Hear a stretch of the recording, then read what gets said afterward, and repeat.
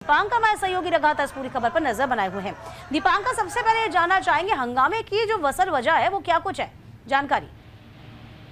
देखिए, हंगामा होना था ये तय था। उसकी वजह ये है कि नेशनल कॉन्फ्रेंस ने पहले ही अपने अलायंस पार्टनर्स की मीटिंग उमर अब्दुल्ला ने 3 दिन पहले बुलाई थी, जिसमें उन्होंने 2 रेजोल्यूशंस पास किए थे। पहला रेजोल्यूशन का ये था कि वक्फ बोर्ड का जो एक अमेंडमेंट बिल जो पास हुआ है अपना पार्लियामेंट से, या उसको लेकर वो उसको एक किस्म से मतलब डिनाई करते हैं, तो उसको नहीं मानेंगे या नहीं उसको लेंगे।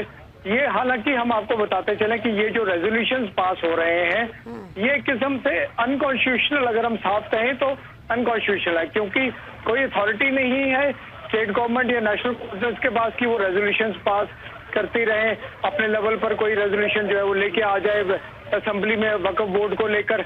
आप खुद जानते हैं, अगर इसे आप लीगली देखेंगे तो ये रेजोल्यूशन जम्मू कश्मीर में की असेंबली में आना और उसको लेकर सामने लाना, एक नेशनल कॉन्फ्रेंस एक बड़ी पार्टी है, लेकिन वो सिर्फ पब्लिक को दिखाने के लिए है, लोगों को बताने के लिए है कि हम इसके अगेंस्ट हैं। क्योंकि अगर कश्मीर की बात करें तो कश्मीर में आप जानते हैं 95% जो है वो मेजॉरिटी पॉपुलेशन इस समय मुस्लिम है, और जो जिस तरह से बड़ा मैंडेट मिला है नेशनल कॉन्फ्रेंस को, तो नेशनल कॉन्फ्रेंस जो है वो उसे एक पॉलिटिकल गेम या एक अपना हित जो है वो साध रही है। लेकिन ये पहले ही क्लियर था कि ये हंगामा होगा, और जैसे ही ये बिल जो है वो एक रेजोल्यूशन के तौर पर एक आया है, तो नेचुरल बात है कि उसे विरोध करना जो है वो बीजेपी के विधायकों की तरफ से साफ था। कल रात को ही बीजेपी के जो लीडर ऑफ अपोजिशन हैं उन्होंने साफ कह दिया था, सुनील शर्मा ने, कि इस तरह का कोई भी बिल,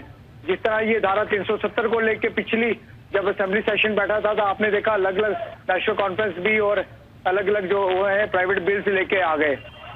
धारा 370 के ऊपर प्राइवेट बिल लाना या कुछ लाना, वो अथॉरिटी ही नहीं है इनके पास। लेकिन दिक्कत कहाँ है, लोगों को दिखाना चाहते हैं कि हम आपके हितैषी हैं, आपने हमें वोट देकर सत्ता में लाया है, चाहे वो लीगली फिजिबल हो या ना हो उससे कोई फर्क नहीं पड़ता। आज की अगर हम बात करें तो जैसे ही ये असेंबली शुरू हुई नेशनल कॉन्फ्रेंस की तरफ से ये एक रेजोल्यूशन जो है वो सामने लाया गया। वही दीपांकर, देखिए अब आप वो माहौल बना लें उससे क्या फर्क पड़ता है, जो कि ये तो कानून बन गया है, बाय हुक बाय क्रुक तो से लागू हो ही जाएगा। ये ऐसे किसी राज्यवाद का विषय नहीं रहा, अब तो ये सभी पे लागू होगा ना। अब आप इसमें क्या सिंपैथी गेन करेंगे, लोग भी तो बहुत समझदार हैं। बिल्कुल, वही तो बात आप बिल्कुल सही बोल रहे हैं। और देखिए, धारा 370 को हटे हुए 3-5 साल हो गए हैं, 5 साल से ज्यादा।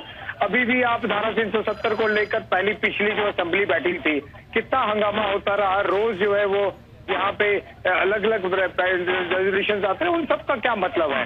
इसी तरह से इस बार जो ये जैसे ही बैठे, पहले इन्होंने अपने लेवल पे मीटिंग की नेशनल कॉन्फ्रेंस के तमाम महल और उनके जो अलायंस पार्टनर्स हैं, उमर अब्दुल्ला के जो स्पोक्स पर्सन है वो सामने आए, उन्होंने कहा जी वक्फ बोर्ड का हम उसको जो है वो नहीं मानेंगे, इसको लेकर हमने एक रेजोल्यूशन पास कर दिया है और रेजोल्यूशन जो है हम असेंबली में पेश करेंगे परसों सुबह।